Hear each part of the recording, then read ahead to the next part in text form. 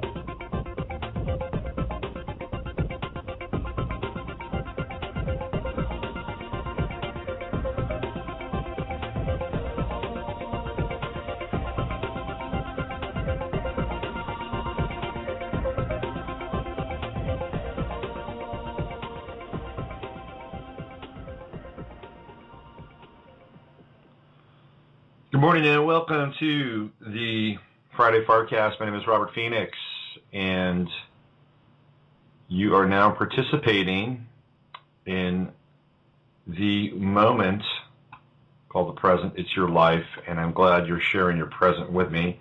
Today on the show, we're going to be listening to a taped interview that I did a couple of nights ago. And it's absolutely fascinating. It's with Darren Williams, and Darren lives in Liverpool. So through the magic of the internet, we were communicating through space and time and having a wonderful meeting of the minds. And Darren is a really, really bright guy. And he's got a really interesting take on reality, which is why I wanted to have him on the show. And lately I've been getting into this whole sort of mirror effect, or the echo effect, the reflection effect, because of Jupiter and Gemini, and it's just it's pungent, this Jupiter and Gemini, and this whole concept of mirrors and reflections and doubles, and to what end? Well, it's really bringing up these concepts of alternate timelines and parallel Earths and alternate realities. It's fascinating time we're living in, and it's going to get stranger and stranger, and these parallel timelines, parallel Earths, parallel realities are going to become even more apparent on many different levels as we move forward. So to that end, what was really fascinating about Darren is there's a system that uses playing cards to determine what your type is. I am the Two of Clubs, which is the conversation card. Kind of makes sense, doesn't it? Darren happens to be the Two of Clubs as well. We just found that out while we were on the show together. And, of course, there's the superficial rendering of opposition. Darren's mixed race. I'm not mixed race. He's in Europe. I'm in the United States, all the way across the United States in California. So we had this really interesting mirroring effect going on, which I thought was pretty cool. And Darren found me through the interviews that I had done with Jay Widener. And Jay had really inspired him to take his film criticism to deeper levels. And so on today's show, what you'll hear is a recorded interview where Darren and I really get into some pretty interesting territory.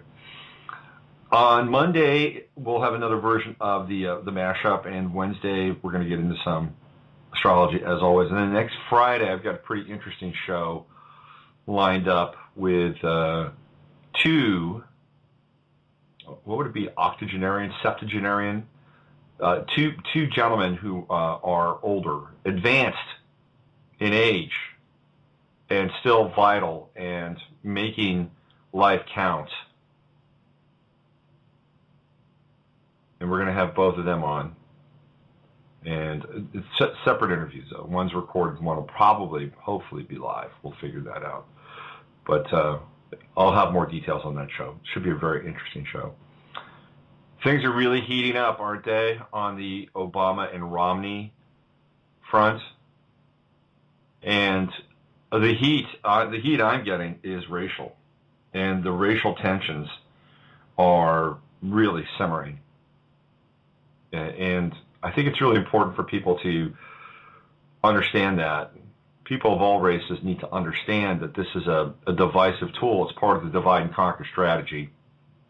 And the Obama administration is painting Romney as the ugly white guy. Now, what's also interesting, too, is that in Arizona, Governor Jan Brewer has pushed back on the Real ID Act on a state level.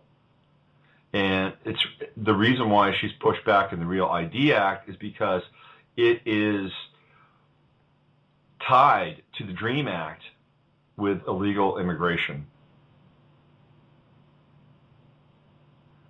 And as a result of that, all of these people in Arizona who were supposed to automatically get a license and benefits that go along with having that license didn't get them. And so their celebration turned into a protest. And the pictures that I saw of Jan Brewer, she looked like a freaking witch. Not that she is, but Jan Brewer is standing up for her state's rights. The United States government has abandoned the borders in the state of Arizona. They're gone. They have left. And so what you basically have in Arizona is rampant, unchecked immigration. And through these borders, anybody can pass through these borders. And we're not just talking illegal immigrants or, undocumented, soon-to-be American pseudo-alien workers from places south of the country. It can be anybody could pass through those borders. They could be Al-Qaeda, or they could be drug mules bringing drugs into this country. So it's a real problem. And the federal government has abandoned the state of Arizona, and the state of Arizona said, hey, you're not going to help us, we're not going to help you. Should be very interesting. There are 8 other states that have voted against the Real ID. They have not approved it. So keep your eye on those 8 states. And this whole notion of states' rights versus the federal government is going to become a big issue. Big issue. And I'm betting that the place where this is where people are really going to go after change. And I think at some point people are going to wise up. They're going to go after change on a state level with governors, because governors rule the roost of the state. Here we've got Jerry Brown. He's a Jesuit, and according to Ruth Montgomery, he's also an alien. I don't know if you've ever read Ruth Montgomery's books. They're pretty interesting, but Jerry Jesuit Brown is an alien. He's certainly, he's walking lockstep with the current administration and allowing the current administration to come into the state of California, which passed the legalization or the decriminalization of marijuana for medicinal purposes. And the federal government has come into the state and literally put the boot onto the medical marijuana. It's not an industry, some might say it is, but the medical marijuana establishment. These are states' rights. So look for states' rights and look for the governorships of states to be hotly, and I mean hotly, contested. Okay, so let's get into this interview with Darren, because I want to have some time at the end of the show to wrap it up and sign off. It's an hour and 40 minutes long, and I think you'll really enjoy it. So again, let me set the stage for you. This happened on Tuesday night, and it was it Tuesday night? I think it was it Tuesday night? I think it was Tuesday night. Yeah, it was Tuesday night. Tuesday night, early Thursday morning. So, or Thursday morning, Wednesday morning. I've not had a lot of sleep. I've been working on the newsletter, folks. Okay, so let me stop yammering and let's get into this interview with myself and Darren Williams. Darren does not have a website. He does have some YouTube videos that are floating around, and I'll try to come up with those details. But you can find Darren on Facebook. You can find him on my Facebook page. We're friends, and you can get into more of his stuff. He's got a new piece on Batman.com, The Dark Knight Rises, and he's got that on GeneralJimmy.com, and it's also available through my Facebook page since he tagged me, and it's on my Facebook page. Okay, let's do this. It's me and Darren Williams, and we are hacking the Cinenmatrix. I hope you enjoy it. Here we go. Okay, I'm joined right now live from Liverpool, England, with Darren Williams, who is one of the most cutting-edge researchers you're going to find on the internet right now. I discovered Darren when he sent me an email around the Jay Widener material, and I've gotten into some of the stuff that he's brought to my attention, and it's absolutely brilliant. And he does a lot of writing for GeneralJimmy.com, and you can find a lot of his stuff on YouTube. This is the new age, by the way, of publishing and information, and Darren is right at the forefront. You don't have to necessarily be an author per se in the physical sense, but Darren has every bit of chops as any physical author you'd find in the quote-unquote third-dimensional plane. And Darren, thank you for being a part of this, and I'm thrilled to have you on today. Thank you. It's an honour to be on your show. And one of the reasons that I am on your show is basically I just sent an email, and the email was a genuine thanks to you for the very first Jay Widener interview you done, and it was before I had any plans of doing a blog, so it was just a genuine human connection of thanks. And I think if people just say thank you, like we're always told to say, it can lead to things and it can open doors. So from sending an email as a listener, I'm now a guest on your show, so thank you for having me. That's my pleasure. You know, before we started this formal kind of recording here, you and I were talking a little bit, and one of the things we were talking about was cynicism and jadedness and kind of the arch quality to kind of where things are headed, and this whole concept of saying thanks and being able to, it's not about being polite, but it's more about having these social signals where people are receptive and kind and respectful, that allows for a space of openness to occur. And one of the things that we're dealing with here in our culture, whether it's in England or the United States or in China, are these closed loops and these very, in some ways, predetermined sort of outcomes in some ways. And yet, the human interaction where we can step back and say thank you or hello or you're welcome is such a liberating and very small piece. And I'd love your take on this, because you know what you're dealing with and what I'm dealing with in many ways is a very impersonal medium, the internet. And yet what I'm trying to do, and obviously what you're trying to do, is inject some humanity into this medium. And I'd love your take on that. Well, what it's to do with is it's a mixture of my connecting the dots is Ayn Rand's influence on hip-hop.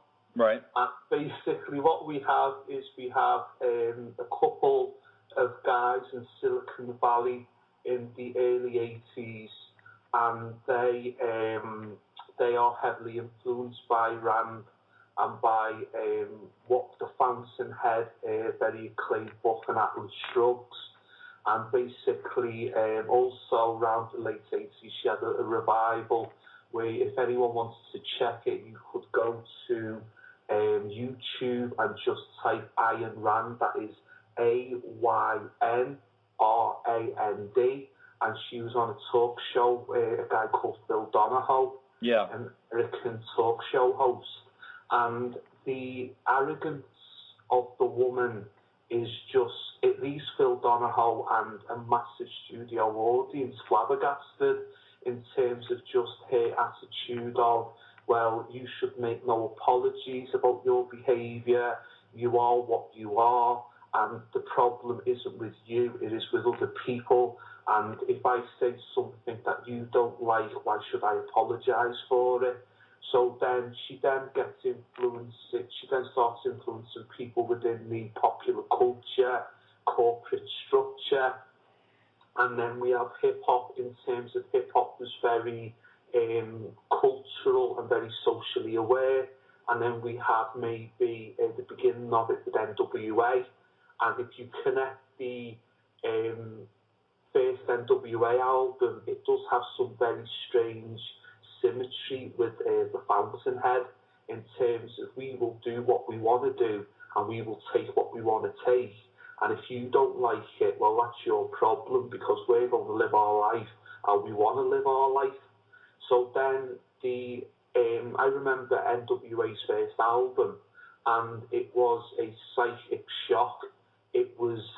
I remember listening to it, I must have been about 11 years old, and it was unreal. It's like it came from another dimension. Right. He was saying the N-word, which at the time was very taboo, and then it was very sexual and very aggressive and very angry, and you shouldn't be listening to this type of thing, but at the same time it was really attractive, and it sort of tapped into the anger that people had around authority and around how authoritarian figures actually do corruption but then get away with it because of their status. So then it sort of got into people.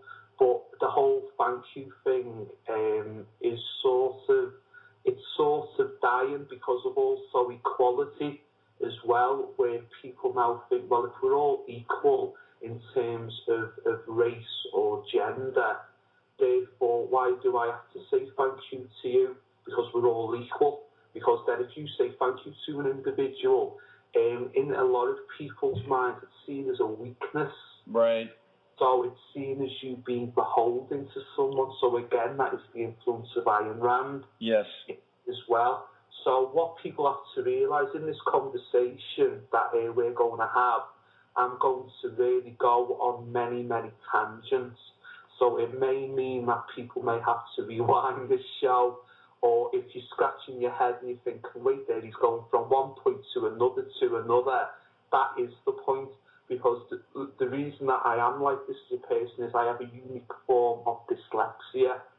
And basically, in a nutshell, when I got assessed with this dyslexia in September 2007, the person assessing me after 2.5 hours said that I have the most unusual cognitive abilities, in that I can get things that are higher than the average person, but then my understanding on other things is lower than the average person. Mm-hmm. So I got worried that she was trying to insinuate I was bipolar, but she said that I'm not. But she just said that I have this truly unique way of dealing and processing information.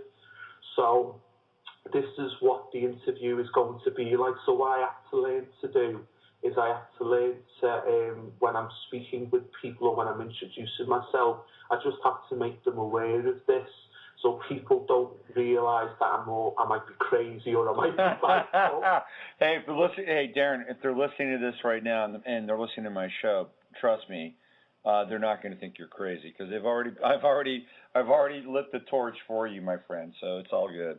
Yeah, regular listeners will get it, but one of the things, the joys of the internet, and I'm a big follower of Facebook, even though I know it's more than likely a NSA / Mossad invention, and I'll get into why I use it, even though I might know that. Yeah. It's because I'm going to put this on my Facebook, and I'm going to be connecting with people that like me as a person and want to hear me on an interview, but then might not be receptive to this information, or might not even know about my learning disability. So it's just trying to ease them into it, because as I said, I've made some notes over things to speak about. Some of them are current, dealing with the Olympics. Mm-hmm. Some of them is a revisionist take on the work of Steven Spielberg, in particular a film called Catch Me If You Can. The other one is how the Olympics have turned the British population into zombies, or what I like to call zombiezoids. And then I have the foundation of, we look at the alternative, or what some people call conspiracy, and I have just two simple, winnable, provable facts that happened that an individual can now give to a skeptic or to somebody that's not sure, that basically proves that what we are talking about has foundation. And these two things go into Satanism, UFOs, banking corruption. It goes into the work. So I've known about this for a while, but I just want to clearly put this in an interview structure, so when people listen to it, they can take these two particular tools and say, well, what about that? And what about this? And these things happened, and these things existed, and there is a paper trail, and then they lead to Jack Whiteside Parsons, to Aleister Crowley, to Henry Kissinger, to the current President Obama. So it's all inclusive. So that's what I'm trying to do. I'm trying to make it fun, this interview, and I'm trying to make it a bit stimulating, and hopefully people will rewind it and will listen to it again and will go and do their own research and not take what we're going to say on face value. So let the fun begin. All right, great. So the Ayn Rand piece is really interesting, because right now, I'm not sure how much you're aware of what's happening with the elections in this country, but Mitt Romney just named Paul Ryan as his running mate. And Paul Ryan is probably the worst personification of a fiscal conservative, meaning he's a fiscal conservative without a heart, which aligns him quite closely with Ayn Rand, by the way. And so what Paul Ryan, who's an Aquarius with Sun in Aquarius, Mercury in Aquarius, he is not only has he gone after unions and pension funds, which is a hot button item here in this country, but he's also done it in a way that has been completely cold and unfeeling, and really kind of showing the hand of the sociopathic or the psychopathic self. And Mitt Romney has brought him into the fold to become vice president. And now what you're seeing is, from the other side, from the Obama camp, which is it's a different camp. The Obama camp is from what I understand, is they're called Green Bohemians. And the Romney and the Paul Ryan camp, not to be confused with Ron Paul, by the way, is a very different camp. And what's happening, though, is that there's information coming out on websites like Alternet that are linking Paul Ryan to the Ayn Rand ideology. And what's fascinating for me about this, Darren, is that people don't really know or understand what Alternet is. Alternet is a portal for a particular political agenda or political persuasion, which is theoretically the left or the progressive side of things. And when they put this out and are linking Ayn Rand to Paul Ryan, what they're doing for me, and this really is going to dovetail with what you're doing, is they are participating in this process called Inception, which, and I believe that the films of Christopher Nolan are very important, and they're important not only for how they can be deconstructed, but also what's going on in terms of their bleed through with this reality. So people are beginning to believe that these ideas are their own. They are essentially planning the inception of their own thoughts around Ayn Rand or Paul Ryan, so that they can self-organize around these things and then run with it. It's the basis of mind control, sort of commingled with marketing. And I'm just bringing this up right now because the Ayn Rand meme is really rampant here, and it's rampant because of this level of inception that's taking place in people's in people's consciousness. And it's not about really making them aware of psychopaths. It's about making them aware of Ayn Rand and then yoking Ayn Rand to Mitt Romney and or Ron Paul. It's absolutely fascinating, and I'm glad you brought it up, and especially in terms of hip hop, which we'll get into. Well, speaking of Nolan meeting Rand, I've got a lovely connection for you. I don't know if you've seen The Dark Knight Rises, but I was very intrigued when Anne Hathaway, who plays Selina Kyle, or Catwoman, but they don't call her Catwoman in the movie, said in an interview with actually a magazine called Interview Magazine last summer that Ayn Rand is one of their influences. Mm-hmm. And if you look at the character of Selina Kyle, she is Ayn Rand, but in a martial arts kick-ass style. Right. It's quite a sinister film because it's been out for a month, people, so I am going to give you a bit of a spoiler in a way. But the beginning scene is that she seduces a senator from Gotham City, and then the way that she keeps the senator under her charms looks like that the senator is being strung out on heroin or crystal meth.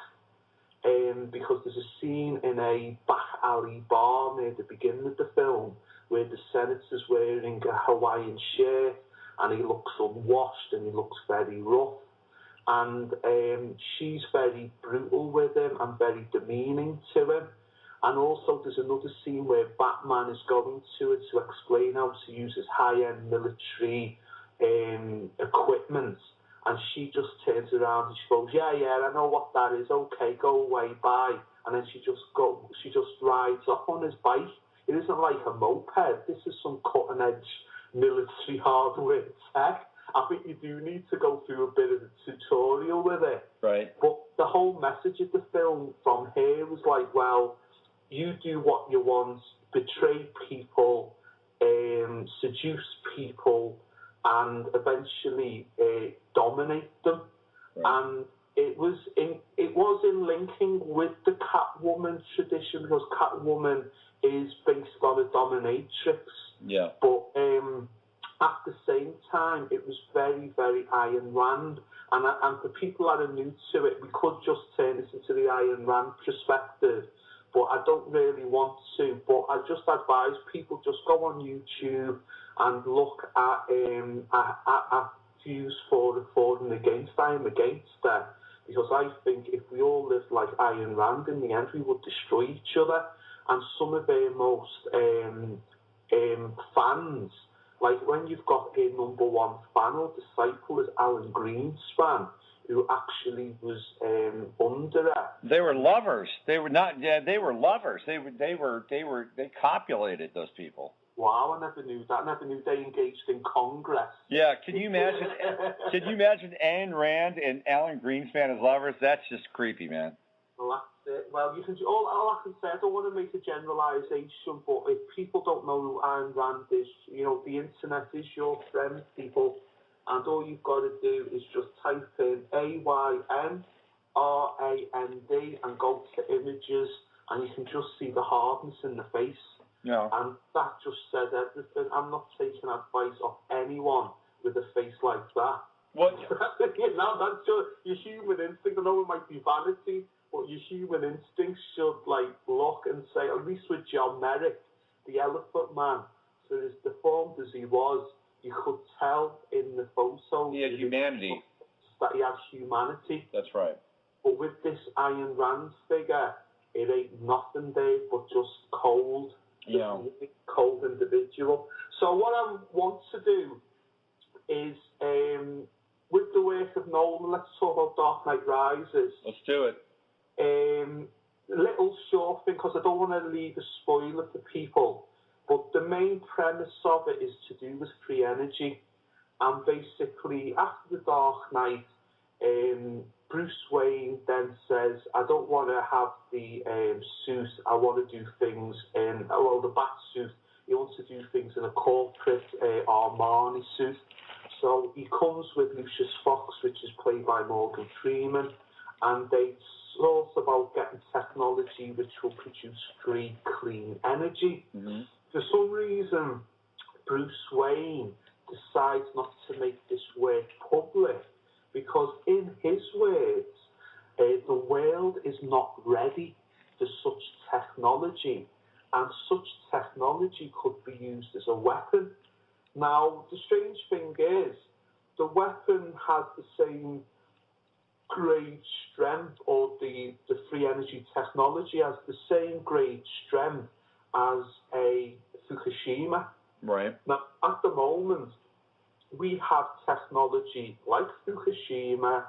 If people are fans of pop culture, there was a great film a couple of years ago called The Rock, with Sean Connery, Ed Harris, and Nicolas Cage, which showed the potential of a chemical weapon that is all over the world. Different people have got it, called VX.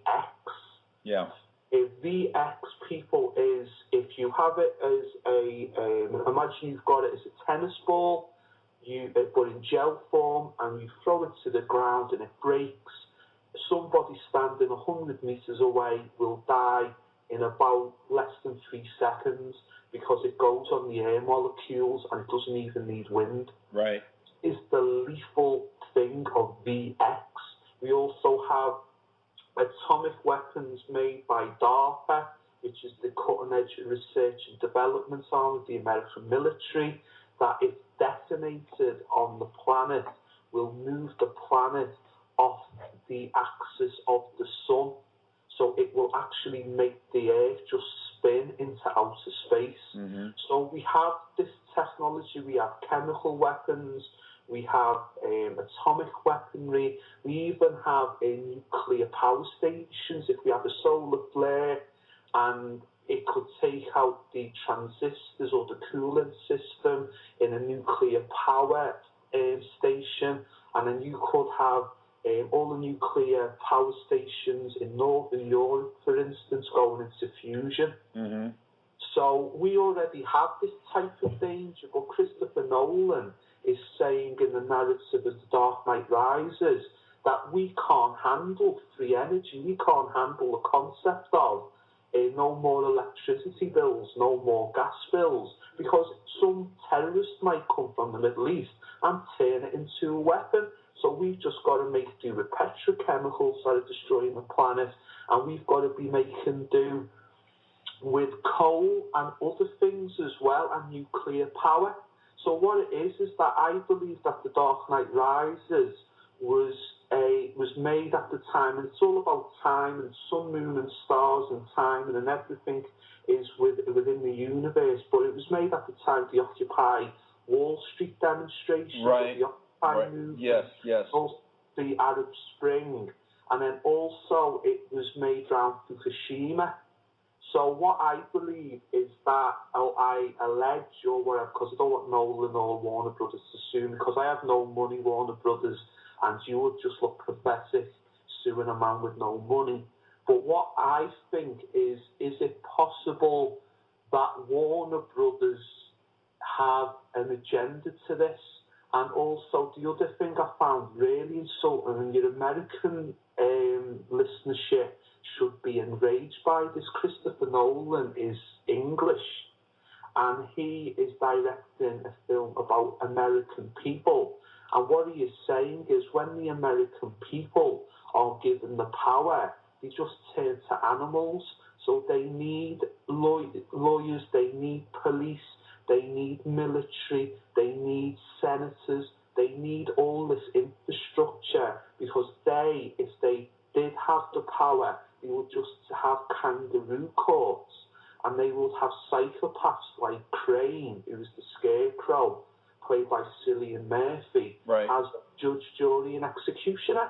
So I'm thinking, wait there a minute. The American people could do a better job than what's happening on Capitol Hill. The British people could be doing a better job than what's happening in the Houses of Parliament. But Nolan is saying, no, you lot are silly, you lot are infantile, you lot can't handle these big questions, so you need a police force and this, that and the other. So watching it, I was really astounded that there wasn't a big backlash about this from America. And Alex Jones, I was thinking, well, Alex Jones done a little spoiler on The Dark Knight Rises, and he says that he'd seen it, so why didn't he come and kick off and say, wait there, what's this limey telling the American people that we can't handle it? Because the American people were based by the people for the people, and The Dark Knight Rises is actually against that. But then it links into what you're saying, which what Nolan is doing is he, by his films, is creating Inception. He's trying to think that he's a Stanley Kubrick character. Personally, if Warner Brothers gave me that type of money, I would have made a masterpiece. I wouldn't have had Bane. I wouldn't have had Catwoman. I would have just had it, the original plan. I would have liked what he was going to do, but then there's other reasons why I didn't go into it, which was he was going to have Eddie Murphy as the Riddler, and he was just going to have it the Riddler versus Batman, but then there was going to be racial overtones to it. Mm-hmm. But I think Warner Brothers maybe saw Fukushima and the anti-nuclear concerns around the world, and they also saw the Occupy movement, and they saw the share prices, because they've obviously got investments in other places, and they were like, no, we've got to make something that is anti-people power and anti-free clean energy, and we've got to put them in the place, but then wrap it as cool and wrap it as pop culture, which is unfortunately now the dominant culture, because the majority of people don't speak like how we're speaking and having conversations how we're having conversations. It's all, everybody wants to be a teenager, or everybody wants to try to be like a teenager. This is why in the UK, the biggest amounts of people that are now having tattoos are women 48 and above. Oh my God. And now have tattoos, and like 20 years ago, if you had a tattoo, you were badass. Yeah. It meant something. Now you've got suburban soccer mums, as you Americans say. We call it football. You guys call it soccer. But you've got soccer mums now on their 50th birthday or their 60th birthday having tattoos, because everybody just wants to be a teenager. And it's like, being a teenager was great, but I don't want to be I don't want to be 18. I want to be 35. Right. Just accept your mortality. Yeah. And once you accept your mortality, you can be what you are rather than be something that you're not. Right. Which is obscene, by the way. It would be wanting to be something that you're not. I wanted to bring in Frank Miller, who is the architect of the Dark Knight. And Frank Miller did this essay on the Occupy movement. Are you familiar with this? No, please tell me more. Let me read this to you, because it's really in alignment with Nolan's vision in the last movie and what you're talking about. And this is from his blog. It's called Anarchy. He posted this in 2011, which was probably right around the time they were filming The Dark Knight. It says, everybody's been too damn polite about this nonsense. The Occupy movement, whether displaying itself on Wall Street or in the streets of Oakland, which has, with unspeakable cowardice, embraced it, is anything but an exercise of our blessed First Amendment. Occupy is nothing but a pack of loud thieves and rapists, an unruly mob fed by Woodstock-era nostalgia and putrid false righteousness. These clowns do nothing but harm America. Occupy is nothing short of a clumsy, poorly expressed attempt at anarchy, to the extent that the movement, some movement, except if the word bow is attached, is anything more than an ugly fashion statement by a bunch of iPhone, iPad-wielding spoiled brats who should stop getting in the way of working people and find jobs themselves. This is no popular uprising. This is garbage. And goodness knows they're spewing their garbage, both politically and physically, every which way they can find. Wake up, pawn scum. America is at war against a ruthless enemy.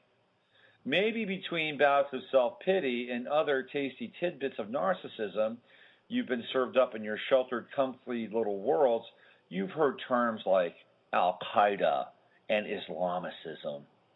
And this enemy of mine, not yours apparently, must be getting a dark chuckle, if not outright horse laugh, out of your vain, childish, self-destructive spectacle. In the name of decency, go home to your parents, you losers. Go back to your mama's basements and play with your Lords of Warcraft. Or better yet, enlist for the real thing. Maybe our military could whip some of you into shape. They might not let you babies keep your iPhones, though. Try to soldier on. Schmucks. Frank Miller. This elicited 11,023 comments, by the way. The thing I don't understand with that letter is Frank Miller is famed for his work when Batman returns as maybe a man when he's 50 years old in The Dark Knight Rises. I think that's what it's called. There's 2 books about it. That's right. Where Batman has like a midlife crisis and he's like, right, I want to get back into the game after maybe 10, 15 years out of it. Now, the connection with Miller's work, and also he done 300, the graphic novel, right, which later became the film. It's about people taking a stand. So in 300, you've got King Leonidas, and he realises that Xerxes is bringing this huge fleet to basically turn his people into slaves. So what Leonidas does is he defies the rules that are given to him, and he says, I am going to make a stand as a human being, and I am going to stand up to injustice. In the Dark Knight series, Miller does. Bruce Wayne feels exactly the same way, but Bruce Wayne sees that there's a pivotal point where society is either going to get better or worse.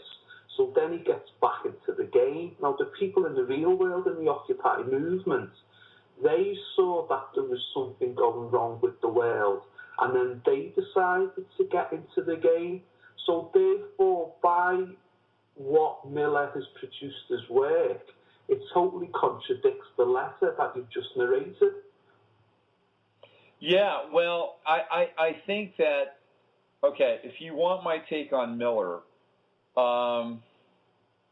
my take on Miller is that the same ideology that came through in that letter comes through in the final Batman movie, and there's a type of fascism that that we're being indoctrinated to, and it's like this, and this goes back to the Ayn Rand piece.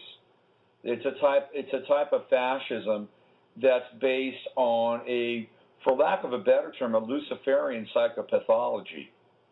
And when I see this though, when I look at this letter by Frank Miller, and when you talk about the narrative of Batman, I mean it really smacks of corporatism. Go get a job. That's what he's saying. Get a job. And Bruce Wayne is an industrialist, right? And this is what's coming through in the last Batman film, is that there is a kind of corporatist morality that is impinging upon another morality, which is much more human, compassionate, and spiritual.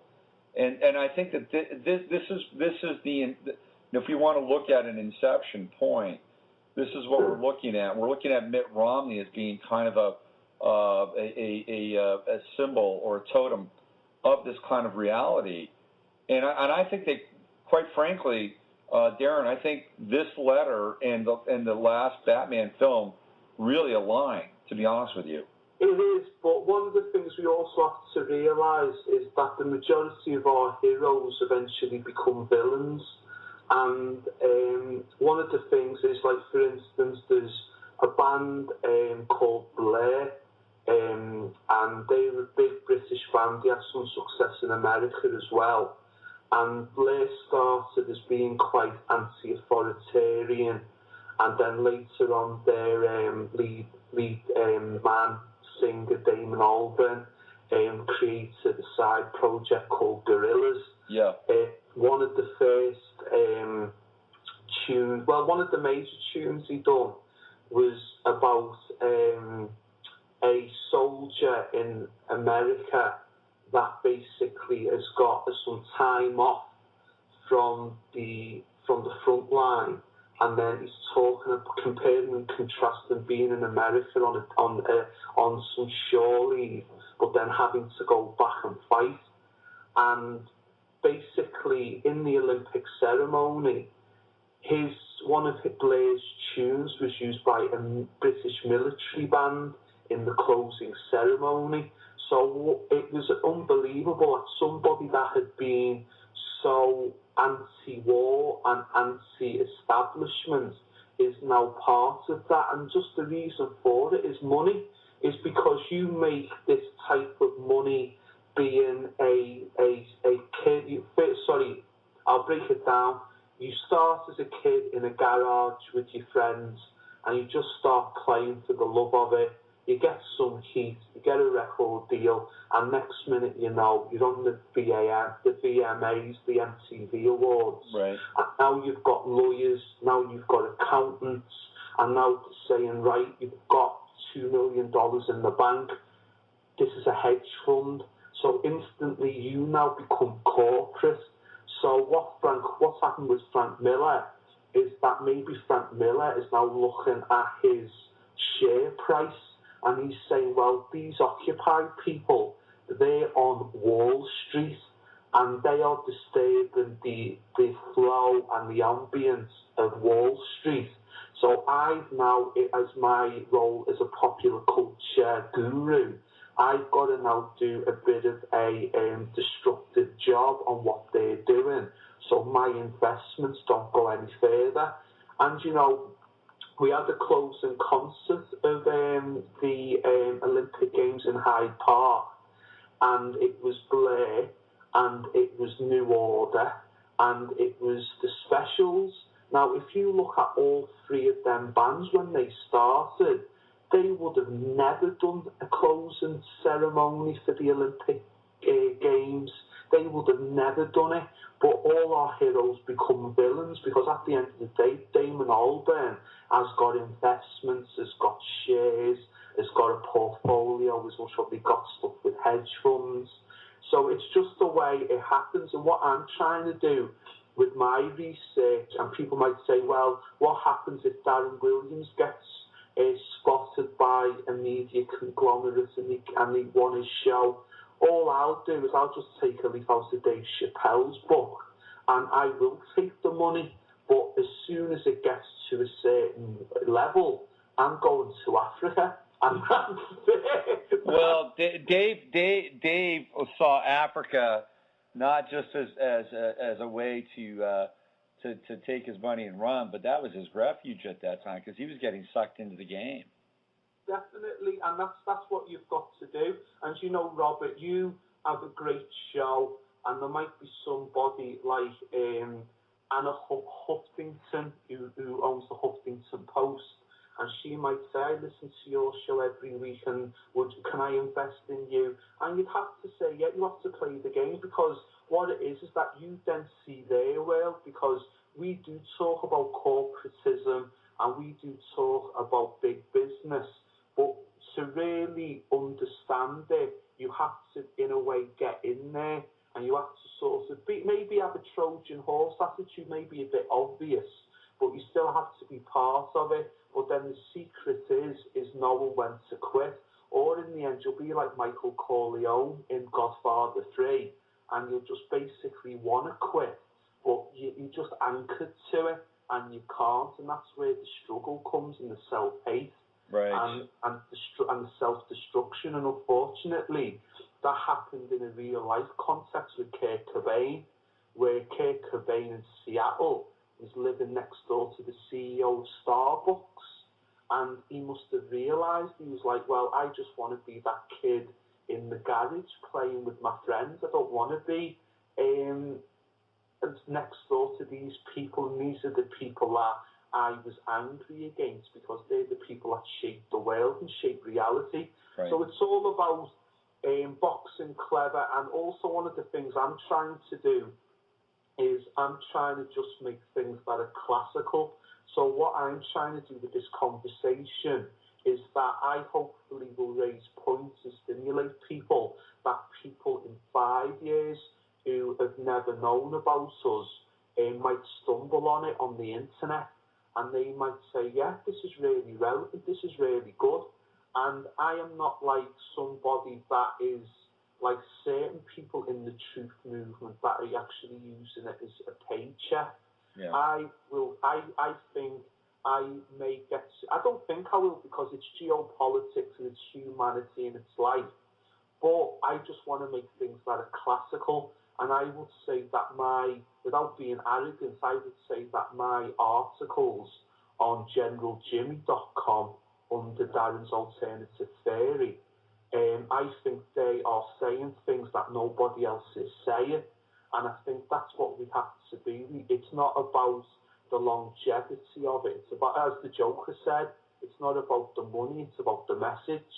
Mm-hmm. And that's what I am trying to do.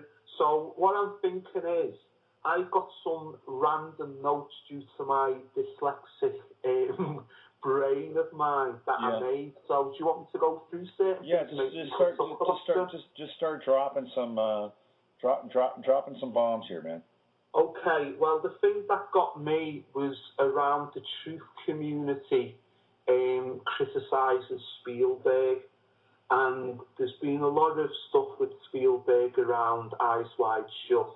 And people said, oh, he butchered Kubrick's masterpiece. And he hidden a lot of stuff in AI, which was speed directed by Stanley Kubrick. And he's part of them, and he tried to create Inception. I think, unlike Nolan, Spielberg is part of the system, but I think he's actually quite a positive guy. Now, the example I'll give is a film called Catch Me If You Can. Right. I would say that film is one of the triumphs of modern cinema. And the reason for it was that people did get scenes. I'm not like some sage where I'm sitting in the cinema and I'm like, yeah, this is what it is. It took time for me to get this. And I have to say thanks to Jay Wilder, because Jay, through his analysis of Kubrick's work, which everybody needs to see, you know, the internet is your friend, people, and if you just do Kubrick's Odyssey, you can watch it. It is absolutely amazing. And basically what Jay is saying is that directors have a message, but a very clever one, and it's up to you to find the mystery of that message and be open enough as a human to try to join dots rather than just see the narrative in front of you. Mm-hmm. So going back to Catch Me If You Can, I would say that the film is anti-Ayn Rand. It shows the reality of how the system crushes people, and it's also very against corporatism, but then it also shows positives in rehabilitation of people that have committed crime, and it also shows trust. And the main thing and theme of the movie is the love of money is basically the downfall of people, the lust of money. And also it shows this very, very un-Hollywood take on relationships. And Hollywood gives us this thing of relationships of it's about soulmates and it's about a spiritual connection, and it's about two people learning off each other and being as one, when in reality, because of the way money rules everything, and as Wu-Tang say, cash rules everything around me, relationships fundamentally have a basis of money, and basically a relationship is a small business that is trying to break even, more or less always going into debt but never making a profit. So money always has a major impact on relationships, and what Spielberg has done, he has shown a wife that is married to a very, very good man played by Christopher Walken, who absolutely worships her. But as soon as the IRS come to take his business because he can't pay his taxes, and he's an entrepreneur, a former war veteran from Korea, trying to live the American dream, she leaves him for his best Suspend, who's the head of the local Rotary Club. And it's done in this very clinical way. And then the knock-on effect of that is Leonardo DiCaprio's character just says, right, like Ayn Rand, the world is a vampire. The world is very beautiful, but it'll suck the life out of you. So I'm going to do it to life before life does it to me. So then he just becomes this expert forger, and he's doing checks and doing counterfeit money, and he's lying to women saying he's an air pilot, and then he's getting sex through that because the women are impressed that he's a good-looking airline pilot instead of being impressed that he's just a good-looking man. So it's showing the world in this very realistic setting. And then you've got Tom Hanks's character, and it's perhaps his greatest role, who is this FBI agent who even works on Christmas Day. That's how obsessed he is around catching DiCaprio's character. And it shows the loneliness of the corporate mindset, but through Tom Hanks eventually capturing DiCaprio on Christmas Day, and then help visiting him in jail and rehabilitating him. He actually turns him from poacher into gamekeeper and has him as a sort of FBI agent giving advice on how people and counterfeiters do fraud. And the beautiful thing about Catch Me If You Can, it's based on a true story. So it isn't fiction. So what Spielberg has done is he's got a major film studio that is a corporation to actually fund a message that is actually against what they are. But people don't see that because people get wrapped up in Spielberg is the enemy. He brings out disinformation, so he'll do stuff about aliens when aliens do exist. And if a person has a interaction with an alien that looks like E.T., when they go to the friends will be like, you've been smoking too much weed and watching E.T. reruns on the TV. So people have given Spielberg that, but I would really urge people and researchers as well, because I'm not about making this as a book. I'm not like Gollum. I'm not saying this is my precious, these are my gems, these are my jewels, and I'm not giving it to you. I'm giving it out there right now. So I'm just telling people, get Catch Me If You Can and watch it in that new light. And it really does show the best of humanity, but also maybe the realism of this Western developed society. Well, that's interesting. You know, Leonardo DiCaprio is a fascinating actor as he shows up in these various films. And he's born on 11/11. I don't know if you know that or not. But he's born on 11/11, which is a very interesting birthday to be born on. And if you kind of if you trace his creative arc as an actor, he has some watershed films. What's Eating Gilbert Grape is really kind of where he breaks onto the scene. But at the same time, he does the Basketball Diaries, where he plays Jim Carroll, who was a very interesting poet and heroin addict. But I'm really interested in his latter career, mostly from this film, Titanic, and also where he plays Howard Hughes. And then you move forward, and he's playing Dom Cobb in Inception. And DiCaprio is just he's a fascinating figure, because if you look at the arc of his characters, they're profoundly archetypal, even in a small film. And Catch Me If You Can is kind of a small film in some ways. Yeah, the other interesting thing with DiCaprio, maybe your knowledge of the sun, moon, and stars can get into this, is I'm linked with him on Facebook, not personally, just on his Facebook fan page. Right.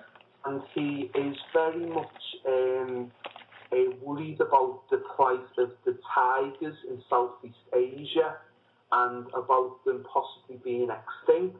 But then when I look, because I'm interested in people, I also look into gossip magazines. Yeah. Now, a lot of people in the truth community are highbrow, and their attitude is, no, I would never look at a TMZ. Oh, I do. I do too. I would never go on MTV.com, or I would never look at Playboy magazine's website. Right. I take it all in, because we're in this weird type of world at the moment where the pop culture is influencing the highbrow culture and vice versa. Right. So when I've looked at DiCaprio as the person, he is hanging around with really big players, like an interesting guy called Sir Philip Green, who runs one of the UK's top high street fashion chains called Topshop, and hanging around with another Russian oligarch called Roman Abramovich, who owns a soccer team in England called Chelsea. Chelsea, yeah, that's right. So he is hanging around with very, very big players, and these individuals are the people who are shaping our reality. And he is going to Davos in Switzerland in the World Economic Forum. So I don't know if he has one foot in the spiritual and one foot in the material, and he's just trying to play the duality, so to speak, or he's trying to have his safe bet. So in one part he's a good guy, and on the other guy he's drinking Grey Goose vodka and Cristal on a beach with Sir Richard Branson somewhere in the world.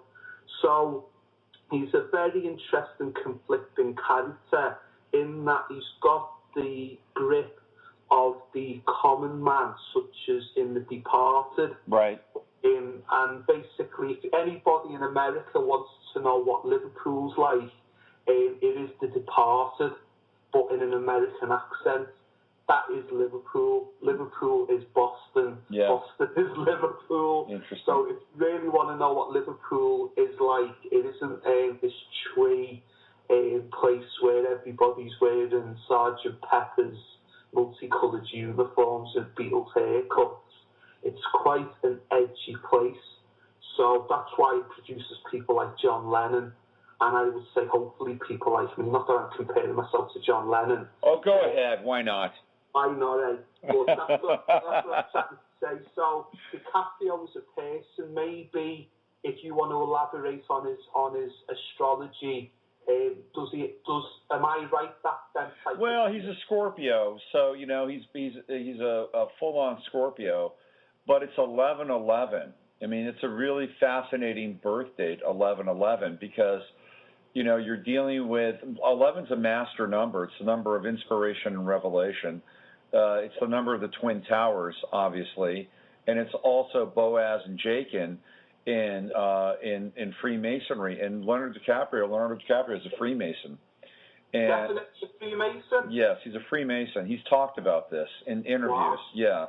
So he's a Freemason, and James Cameron is also a Freemason.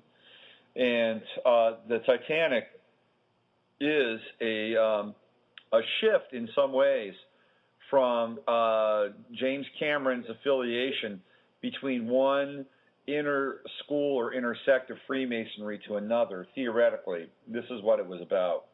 And he wanted people like DiCaprio and Kate Winslet. Kate Winslet, I believe, is an Eastern Star. So he employed, and apparently James Cameron was going through his York rights while he was doing Aliens 2 in England, which was, I believe, filmed in York, by the way. And so he wanted to have DiCaprio, who was a Freemason, and also Kate Winslet, who was Eastern Star, in Titanic. This is what I understand, because Titanic was a movie about emotion. It's a movie about a lot of things, but mostly about emotion.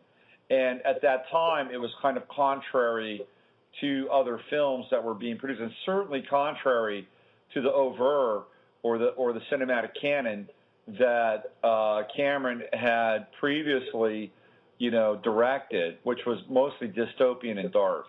And I'm not a huge James Cameron guy. Jay loves James Cameron, but I have very strong feelings about Avatar. But clearly, Titanic was a film about the human experience and about emotion and class distinction as well. That's right, and very much about class distinction. But he chose people specifically, and this is where I think the Cinenmatrix gets really interesting, Darren. This is what I call it. I call it the Cinenmatrix, where actors really become sort of like, well, they're more than just actors. They're batteries. They become batteries based on either their star signs or based on their affiliations with a particular order, or based on their pre-programming and perhaps abusive programming and abusive backgrounds. I really think that these actors are more than just random people that are chosen to be in these films. I really do. I think that there's a lot of thought that goes into who these people are. And well, of course, if I can interject. Yeah. Because one of the things I want the listeners to know is that when people do say Freemasonry, especially in England, people believe that, that's a conspiracy theory, they're not everywhere.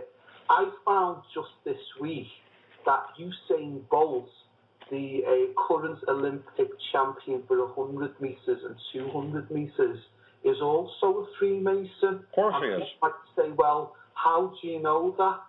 The internet is your friend. Just go to YouTube and do Usain Bolt Freemason ring. Once you get on YouTube, scroll down to the official channel of the IOC World Youth Games that happened in Singapore in 2010. And what you'll see is a very, very strange short, which is Usain Bolt on trackside in Jamaica, and he's got a pair of DJ turntables, and he is asking the viewer about what type of music are they into, because it insinuates that at 2010, maybe at the opening or closing ceremony, Usain Bolt was doing DJing, because Usain Bolt is also a DJ. So as Usain Bolt is scratching and mixing, it zooms onto his hand, and isn't he wearing a blatant Freemasonic ring? And it actually goes really clearly on the ring. So what I'm trying to tell people is that Usain Bolt or Leonardo DiCaprio would still have that influence, but it wouldn't be as great as what they are. So, for instance, when a Usain Bolt is doing a showboating, I would allege that if he wasn't a Freemason, the media would say, oh, he's arrogant, he's cocky, he's disrespectful to the Olympic spirit. But because he is a Freemason and he wears the ring, oh, he's great, he brings the charisma, oh, the world loves him, look at the swagger. So it's the power of Freemasonry, and I want people to not think of Freemasonry as this odd, strange, weird type of thing, but it's a living, breathing religion. It's not even a brotherhood, it is a religion. They have their own Bible. So, if you don't believe this, the internet is your friend. Go and look at DiCaprio saying he's a Freemason. I did, and that's amazing. And look at Usain Bolt. Look at that video. And it's not even a doctored video. It's an IOC, that is an International Olympic Committee authorised video. And it's been out on the internet for 2010. And I only just found out about it a couple of days ago.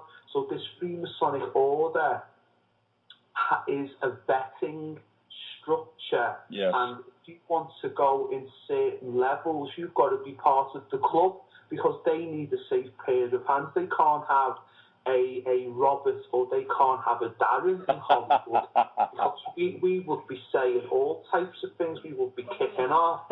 We would be saying, why is that? Like, for instance, with Cameron, and hopefully Jay is a regular listener to this show, but I went to see Terminator 2 at the cinema many years ago, and there was a big build-up in it, like, we're going to kill the man who created Skynet, And if we kill the man that created Skynet before Skynet is self-aware, then the world won't have its nuclear holocaust, and we won't have man versus machine and people living in sewers. So you're like, yeah, that's a really good idea. What do we find? The man Miles Dyson, Dr. Miles Dyson, that created Skynet and then rolled up into the Terminators and the AI and the destruction of humanity, the origin of all of that was a black man. And it was a black man who was a dark-skinned black man who had a family and a lovely, cute son, and he lived in this lovely house. And what that was it was Inception by Cameron, and I instantly got it. And what Cameron was saying was, give these blacks an inch and he'll destroy the world. Yeah. And I was like, oh, instead of looking at the money people backing Dyson's research, you had to have the man as black. You couldn't have John Connor as black. You couldn't have the good Terminator as black. You couldn't have the mother as black now because you've already done that. But the guy who created it was a black man, and all right, he is brave, he does risk his life, and he does die in the end to save the world because he knows the magnetism of it. But I thought, as somebody of colour, and I just shrugged my shoulders. I just couldn't believe it. I was like, this is Inception. So I think you're right, Robert. I think the work of James Cameron is very scary. And in Avatar, one of the things, because I have Nigerian descent, and one of the things that really got me was when the guy in the wheelchair, who's the main hero of Avatar, when he is military superior, the military superior says, if you thought Nigeria was wild, you haven't seen anything until you've seen Pandora. And I'm like, what's going on here? So then the guy explains that, like, he went to Nigeria 3 tours of duty, never got a scratch on him, even though Nigeria was really wild and really live. And on the first day of Pandora, he got scratched by some beast. So what Cameron is doing is he's comparing an African black country with something wild and alien. Right. So what that is, again, that is Inception, and again, that is trying to tell the American public or the Anglo-American Western the audience that, well, the next big kick-off is Nigeria, and Nigerians are wild and crazy and this, that and the other. So that's what Cameron was trying to do. Cameron was trying to do Inception. And, you know, one of the things that people do is people just don't analyse anymore, because we've got demands on Skype, Facebook, Twitter, email, tout. We've got all these type of different BlackBerry, BBM. We've got all these type of demands on our time and on our attention. So what we're doing is we're getting a little piece here, a little piece there, and we just want it in bite sizes. And now what they're saying is, with mobile phones in the UK, the most common form of communication is now text message. So what I now see in my relationships is people no longer like telephone conversations. They like text messages. Yeah. So I can ring somebody up, and even though that person has so many minutes a month that they can talk, that they're given as part of the contract, they would, when you ring them up, you'll just go, no, they just won't answer it, or they'll just put it straight to voicemail. But when you text the person, you get an immediate text back.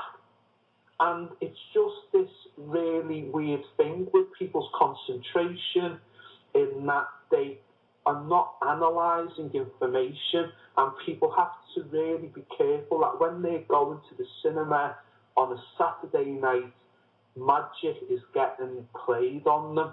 Right. And the thing with a magic trick, it only works when the person or the audience doesn't know it's a magic trick.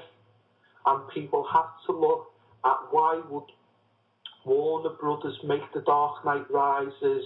What is Inception? I know possibly Inception is actually what Darker are doing. So what they've gone to Nolan is they've said, make a film about it. Yes. So somebody like Robert or somebody like Darren or one of the listeners does research. They go, wait there. Inception actually exists. There's a gang of people putting things into people's heads. I'm going to go to the media about this. They will just say, no, man, you've been smoking too much weed, sitting on your couch watching Inception on loop. So it's that type of thing. But going into Inception, Nolan actually created an actual Inception by that film. The film is about a Australian-American-British mogul that is dying and his relationship with his son. A year after Inception happened, the Murdoch empire starts to crumble. Right. So what I am now thinking is, could James Murdoch have actually watched Inception?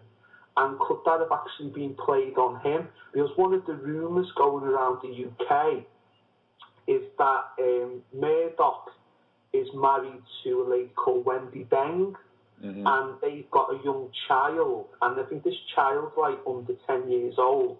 And Murdoch is absolutely besotted with his son, because he sees it as a second chance to make up when he was younger, like he wasn't as an attentive father. So he puts all his affection and all of his love into this child. And James actually, I don't know if James resents it, but it makes James very uncomfortable, because he sees his father, who is older and who is wiser, actually putting love and affection into his son. But then James, who's also his son, wishes he had that. So that is sort of one of the rumours going around. That's why the empire is splitting, due to Murdoch's affection. Now, I'm no fan of Rupert Murdoch. I'm from Liverpool, and Murdoch and Liverpool have a very, very long history. And I have no time for the man. I'll put it this way: when the man finally does close his eyes, I am getting some champagne, and I am going to drink it, because hopefully he will be burning in a pit of hell somewhere. So I've got no love for the man, but I thought that Inception did create and has created the breakup of the Murdoch Empire. So people have to really analyse things, and analysing is not boring. Like, you've been listening to us now, listeners, for I don't know how many minutes, and I wouldn't say what Robert and what me are talking about is boring. The world is full of wonder. It's just that you think of the word analysis as being boring, because when you were in high school, or when you were in a comprehensive, what we call it in the UK, when that teacher says we're going to analyse this, it was done boring. And that's why it was, because they don't want you to analyse. They don't want you to analyse Lady Gaga videos and say, why is Lady Gaga poisoning all them people in the cafe whilst Beyonce dances for them? And then when the people are all dead, slumped in the chairs, why are Beyonce and Lady Gaga then dancing around their dead bodies in celebration? Now, listeners might say, I never seen that. The internet is your friend, people. Telephone, Lady Gaga, Beyonce, it's on the video, but you're allowing your children to watch this, and you're allowing yourself to watch this. So why is Beyonce and why is Lady Gaga normalising the poisoning and murder of people? Because people nowadays do not analyse, and this is the point. So the world is wondrous, and, don't get manipulated. If you want to look at it that way, have a bit of ego, have a bit of arrogance in your system, and say, I won't be manipulated by corporate pop stars, I won't be manipulated by movie stars, I won't be manipulated by politicians, I will make up my own mind. Take independence, occupy yourself, occupy your brain, because at the moment, a lot of people I know are occupied by fashion labels, pop stars, movies, occupations, and they can't even express themselves about these wide and wondrous topics that we're covering. Yeah. You know, one of the things in the UK at the moment is the Olympics. What happened at the Olympics? They brought out models, right? Kate Moss, right? Yeah. It was all about fashion, and and Bowie sings about fashion as a form of fascism, and that really became very explicit at the end of the Olympics when Kate Moss and all the other models were brought. I mean, that was really bizarre, but on another level, it completely fit with that agenda, with that vector. Well, what it is with British people is that we have this very smug arrogance, and one of the things that we love to do is we love to mock Germans, and we love to also mock Americans. And the way we do it is this is a Scouse word called snide. I don't know if you know what that word means. Yeah. It's very it's done in this very unique, really clever, two-faced way, where we'll look at the Americans and go, oh yes, aren't they uncivilized, aren't they backward? And then we'll look at the Germans and go, oh, they've got no sense of humour, they're just robotic. And what the game's done was, it tapped into this stupid nonsense that Britain is great and Britain is superior, and Britain is just a place. That's it, nothing more, nothing less. And what it is with Britain, unfortunately, the majority of people want to be an aristocrat, even though the system abuses people, treats people like dirt. I know people that have got good occupations and it's changed them, and they just want to be like an aristocrat, and they go abroad for their weddings, and they go to Italy, and they go to Dubai, or they'll go to the Alps, and they put it on their Facebook, and they'll be like, oh, look at my idyllic life, look at my kids, look at where we've gone on holiday, we're going on holiday to this location, don't I have a swag life? And it's just everybody in this country just wants to be the aristocrat, and as soon as they get a bit of money, they just forget where they come from. And I think the reason why I'm not like that is that, in a strange way, my learning disability, it actually makes me grounded, and it makes me quite humble. Yeah. Because I can never reach the heights within this system, because my method of thinking and how I process information means that when I am in a very rigid, very corporatist setting, I can't move, I can't breathe, because my thinking is freeform, as you would have seen by this conversation. Sure. It's sort of very scary, and what it is that people are now, even in Liverpool, which is 200 miles away from London, people who never even could afford to go to games, who are having to pay higher payments of cost of life, but their wages aren't relating to that increase. Right. It's a puffed out, and there's a swag and there's a spring in the step, and it's like we showed them and we showed the Chinese how it's done, and we're equal to anyone. Mate, you aren't in the club, because if you were in the club, you would have been in the VIP, and I would have been seeing it on the BBC in the VIP, next to Boris Johnson, and next to David Cameron, and next to Lord Coe. Right. So, you got a ticket for the Olympic Games, well done. You know, good for you, yeah, you paid it out of the nose, and you travelled to London, and it's in London yet again, and you went and you saw people hop, skipping and jumping, and well done for you, mate, well done for you. But as I said, this is the party. We've got the Paralympics to come. That's so we've right. got another 2 weeks of it, And ultimately, after the party, the bar bill gets produced, and somebody's got to pay the bar bill. And the same people that are loving it won't be loving it in 12 months' time, because just today they've announced how synchronistic after the games are finished that there will be an increase in the rail fare.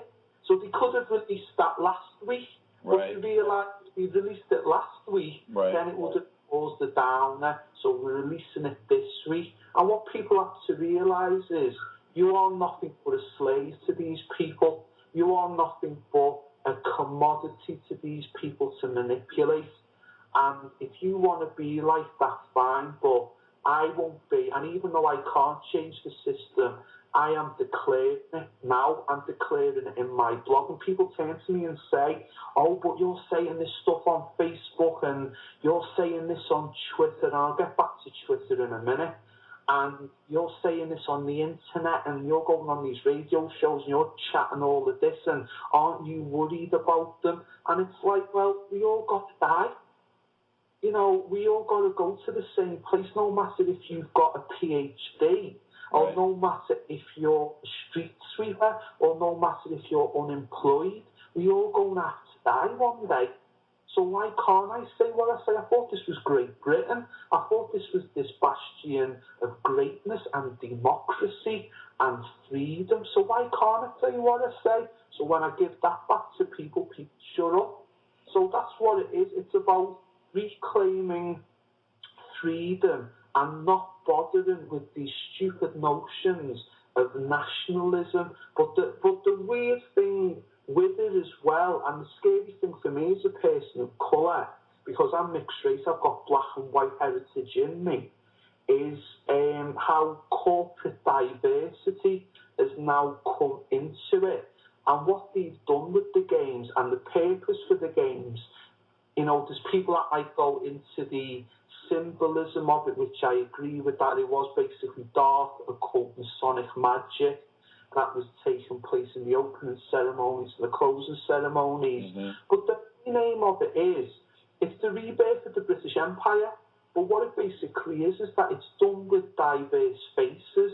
So you will have people like Jessica Ennis, who is now the darling of the UK because she won the heptathlon at London. And her father is Jamaican, and her mother is white from England.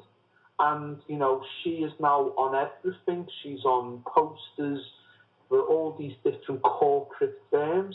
And then the other poster boy is a man called Mo Farah, who originally was born in Somalia, but came to England as an immigrant. So, whilst that is good, at the same time, I want those people, and the majority of the UK is white, and whilst those people are waving the Union Jacks and loving Jessica Ennis, loving Mo Farah, I want them to also look at the problems happening to Black Britain. But when, as a person of mixed heritage, you explain this to people, they don't want to know because you're getting too heavy, or that's not my problem, that's the problem of the black community. So on 1 minute, they like us when we're hop, skipping and jumping and winning gold medals for them. But when we tell them why are black school children in 2012 getting expelled at a higher rate from mainstream education than what was happening 10 years ago, we don't want to know. So what's happening is that it's this really sinister, the games has created this really sinister new British identity. And the other thing that's really interesting with it is it's doing corporate diversity, but also now it's the youth. The youth no longer fight against anything, and I think the main object of young people, and young people is anything from 13 to maybe 25, is that they rebel. They fight against the system, and then the system changes, and it keeps moving. The youth of today in Britain aren't fighting against anything. The youth of today in Britain are totally docile. And all right, we did have the riots last year, but that wasn't about Mark Duggan. That wasn't about a man possibly being executed by police in North London. It was just an excuse to go and loot. It was material. It was materialism. It was wanton materialism is what that was. Also what it was, because these people don't analyse, they get Inception played on them when they watch television. Yeah. So these people haven't got the cognitive abilities or the education to pitch the things that they watch on the television. Right. So it creates this lust, and it creates this inadequacy, and it's this negative emotion of inadequacy, self-hate, and need and lust and wanting to be that aristocrat that caused the riots. So it was in one way quite rebellious, that it was getting back at the system. But then it was wanting to be part of the system, because one of the things that was commonly noticed was the number one thing of choice for the rioters was Adidas clothing. Shoes, clothing, attire, yes. Yeah. What people were doing was they wanted juice, they wanted swag. So what they were doing, they were saying, right, I'm going to rob this Adidas thing, so then I can wear this corporate attire, and then I can get juice. So in a strange way, Adidas, all their street marketing campaign with Snoop Dogg and other rappers, it was proven that it actually hit the target. It's very effective, yes. So what it was that the youth now are sort of, when they rebel, they're only rebelling to be corporate, and to be. So it's really scary in the Olympics. And again, Adidas was the main, the official supplier to Team GB. Right. So, whereas Nike was for Team USA. So it's really, I am quite scared in terms of it. And the thing that might happen is that the illusion might end. Like the rumours are that the IMF wants to audit, that the International Monetary Fund, for people that don't watch the news, they want to audit the UK Treasury in late October, how ironically around Halloween. Right. Basically, if the audit doesn't come back the way the IMF wants it, they will downgrade the UK.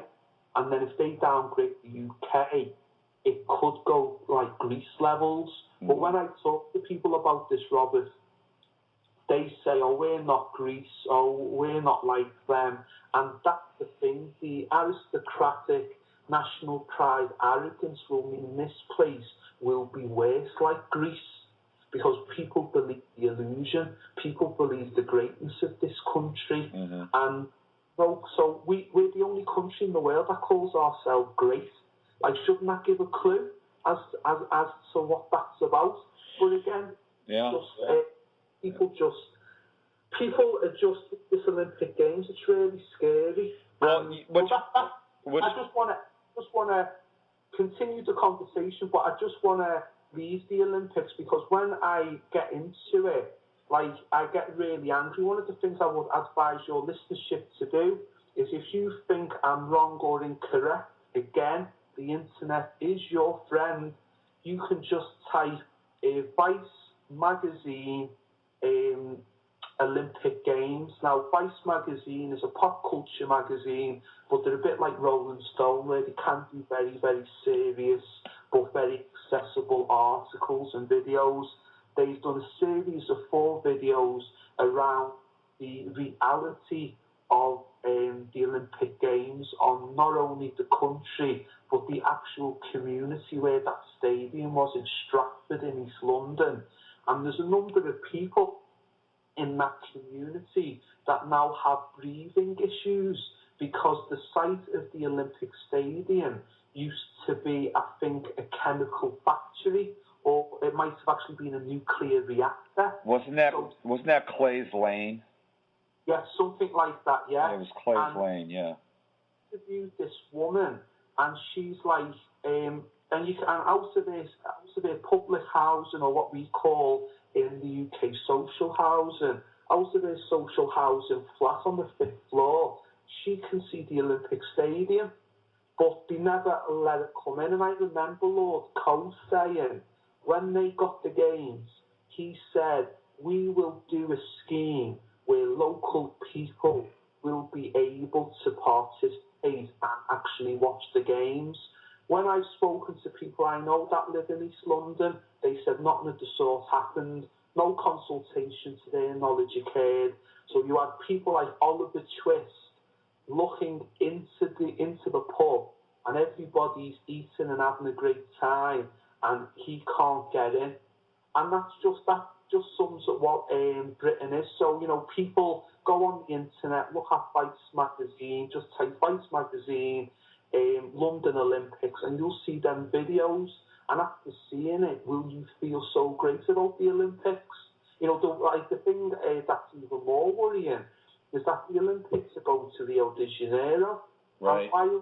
And while, Brazilian economy is really doing well, there's people in poverty in Rio. I know people who have who are Brazilian. I know people who are married to their partners Brazilian, and even they tell me that whilst every 6 months there is an improvement, it's going to take between 15 and 25 years to really get rid of the shanty towns or the favelas in Rio.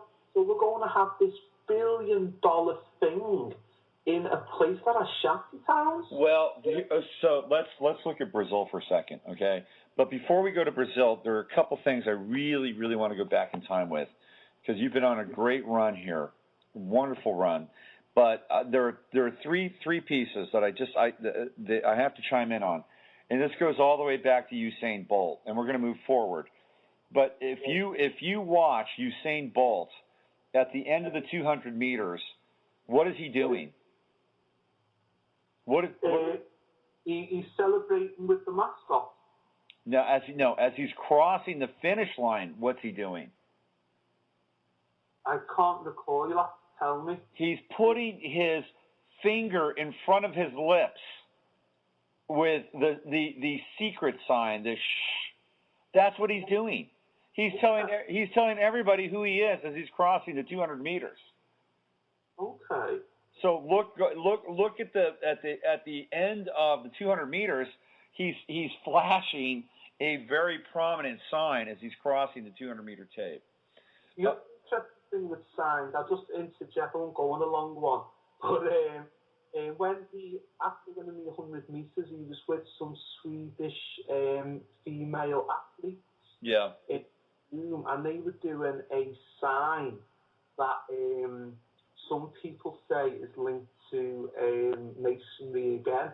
So maybe that's something for you to look at, but I'm not aware of the signs. But after seeing that ring on his finger on an official IOC YouTube video, anything's possible. Yeah. So I that was a really interesting piece for me. Going back to Avatar and Cameron, what's really fascinating about Avatar and Cameron is Sam Worthington, who plays Jake Scully in Avatar, right? So he plays Jake Scully in Avatar.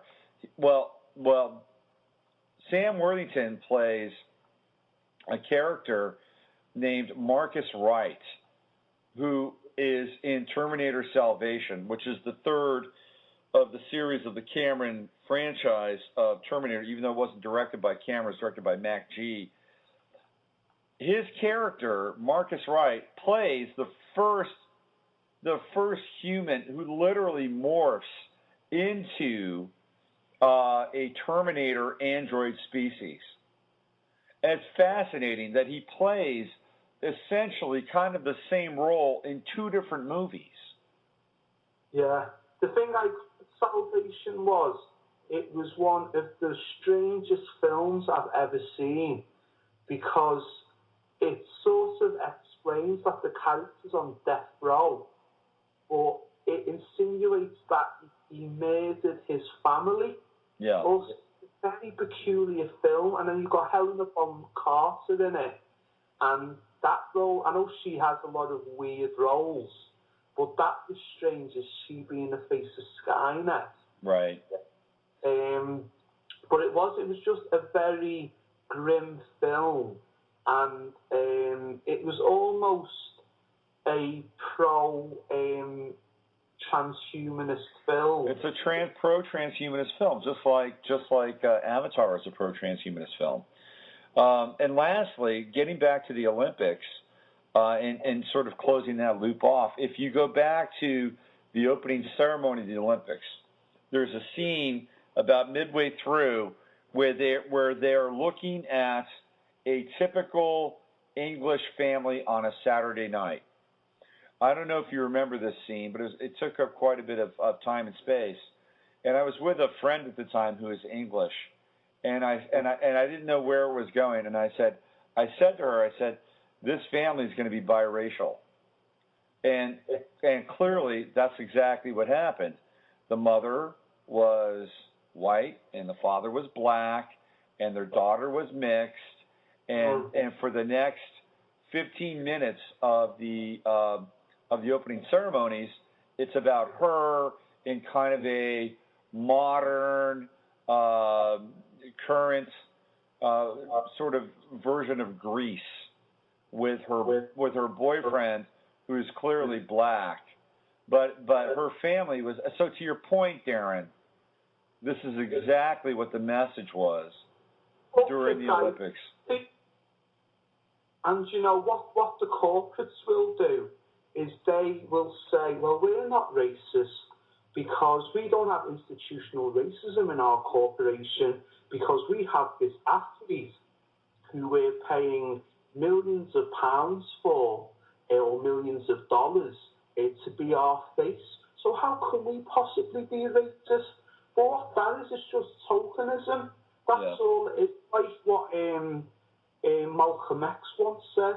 He said, America does not, because somebody once told him in an interview, he said, you're saying America's racist, but we have Little Richard, Chuck Berry, Nat King Cole, Billie Holiday. So how can we be that racist if we listen to the music of black artists? And Malcolm X responded and said, white America has no problem with black music, just the black people that perform it. And that is the weird thing, racial dynamics. The weird thing, racial dynamics. And again, this is a controversial point, but I want people to think and I want people to analyse. And this is why you should listen to this show on a weekly basis, because Robert is dealing with things nobody else is dealing with. Is that there's a strange obsession. Again, me being white and black heritage, I can see both sides of it.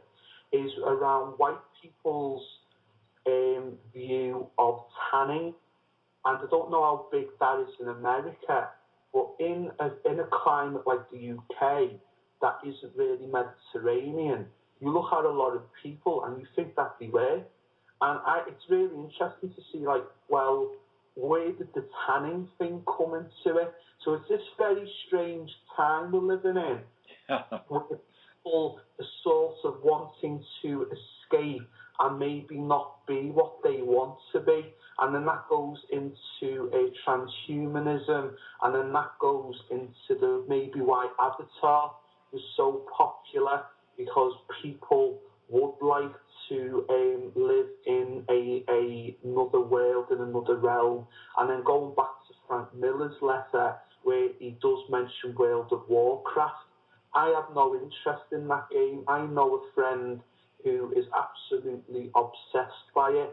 I think it's just one of the most boring things you could ever do, because you're working all day and then you go on a game, and then the game is about organisation and having clans and legions and empires and monarchies, and you're just against other people. So you're thinking in a corporate, organised way for your leisure time.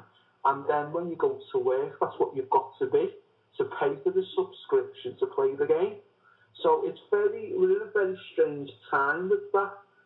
But as you correctly said, corporate diversity is basically is basically the name of the game now. And I think some of it might be good, but I want the CEOs to be diverse.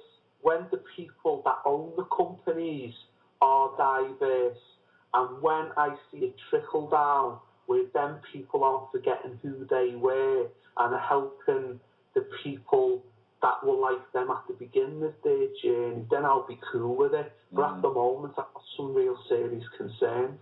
But I mentioned at the beginning of our conversation about two real facts that people can look at, these universal facts that I believe, from my perspective, anybody in the alternative or conspiracy field can give to people who are sceptical or unsure.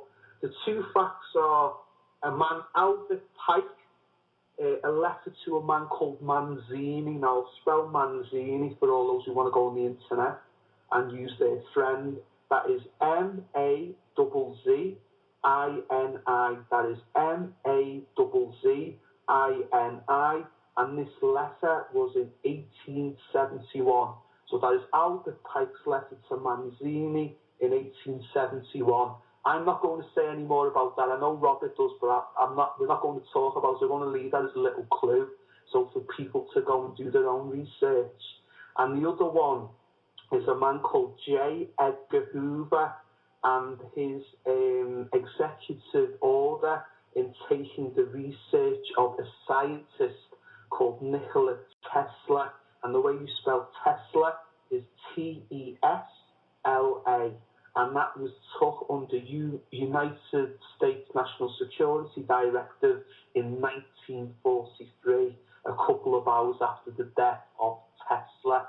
So for all those people who may be new to this show or may be friends of mine who aren't even interested in this, that's a clue. You look at that, look at the letter to Albert Pike gave to Manzini in 1871.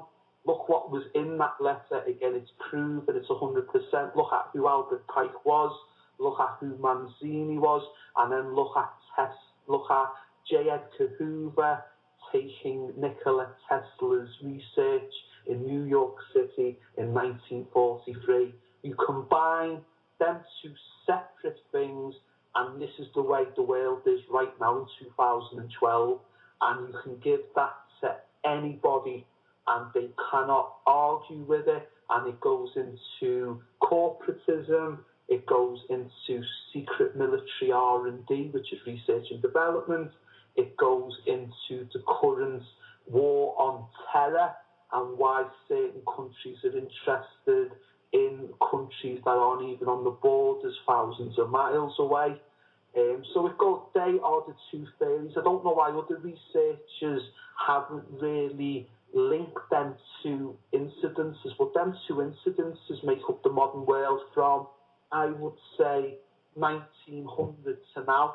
So that's it. Robert, so I don't really want to talk about that, Robert, because I want a bit of mystery, because I think mystery is important, and hopefully I have maybe triggered some curiosity in people, and they might do that research.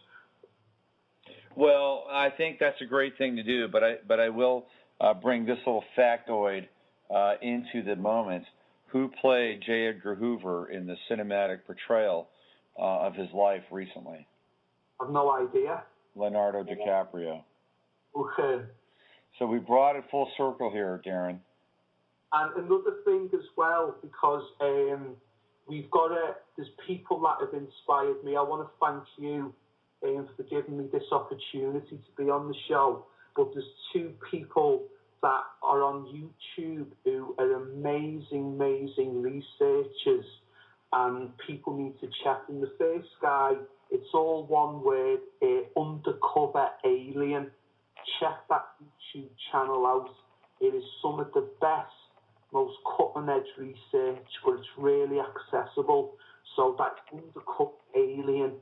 And then there's another researcher, and his name, again, all one word, is Half a Sheep. Now, Undercover Alien looks at more geopolitical stuff. Half a Sheep looks at the Masonic hidden magic side of things.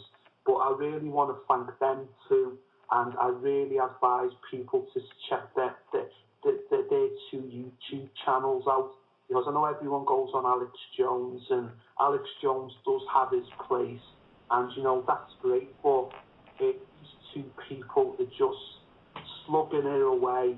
They've got a few thousand, a few hundred maybe followers, and their research is so mind-blowing. You could give it to Dawkins, and Dawkins, you believe it, that's how good it is.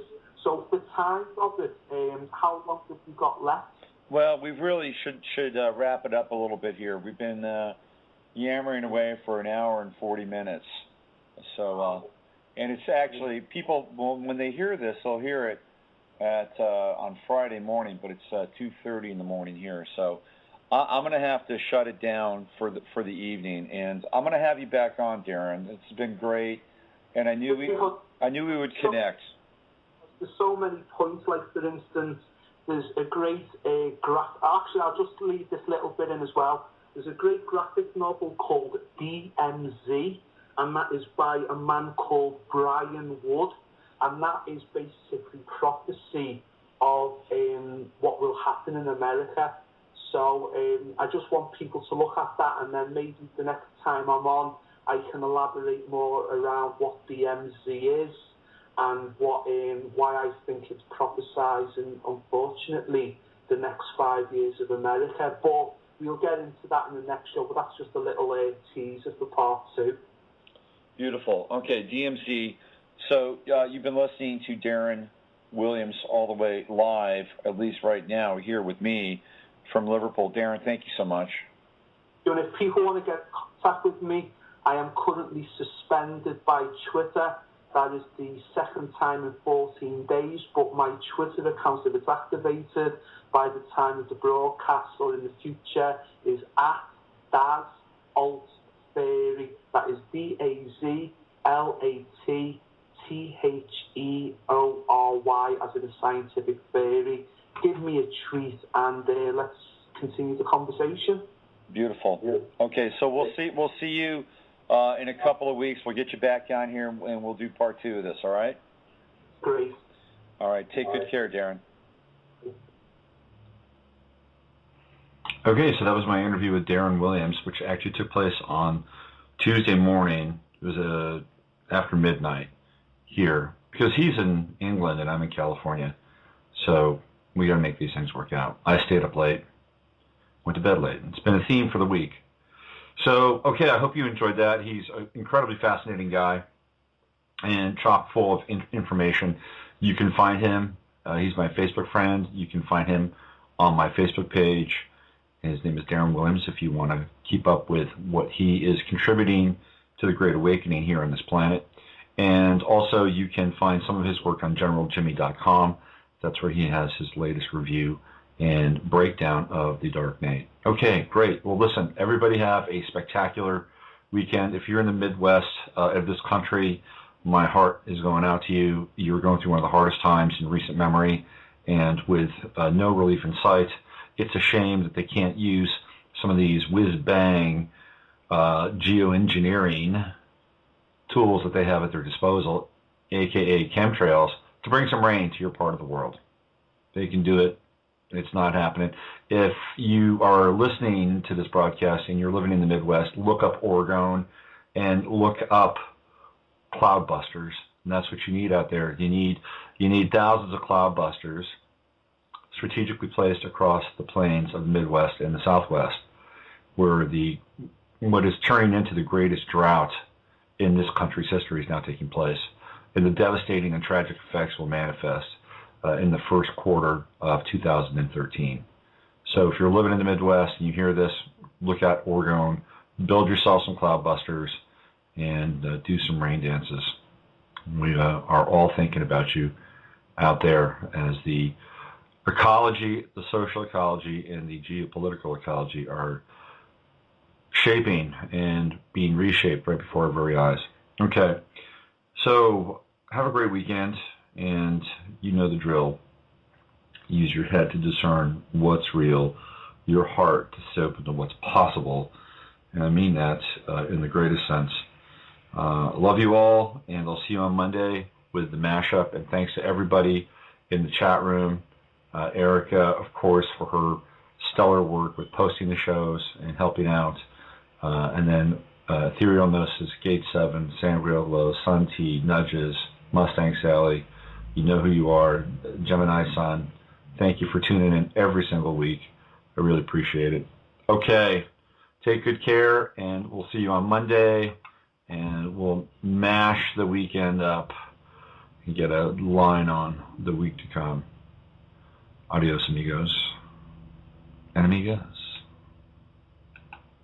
We are living in a computer-programmed reality, and the only clue we have to it is when some variable is changed and some alteration in our reality occurs.